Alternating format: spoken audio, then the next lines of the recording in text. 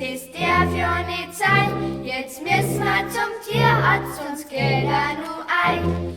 Hollalalia, hollalalia, hollalalia, was sagst denn da?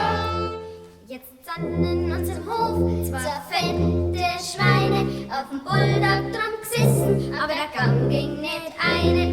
Hollalalia, hollalalia, hollalalia, was sagst denn da? Der Hund wird wie rot, frisst der Hafer und der Gras, galoppiert im Kreis rum, ja das ist für ein Hund dumm. Hollalalia, hollalalia, hollalalia, was sagst denn da? Hinter unserer Schupfe sitzt der Horst mit 5 Achsen, der bohrt in seinen Hosen und macht dann Faxen.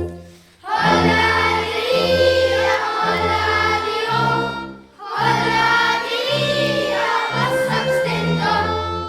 Kleine kleine Maus mit lila Schuhe daher und fragt den Elefanten, bist du Vegetarier?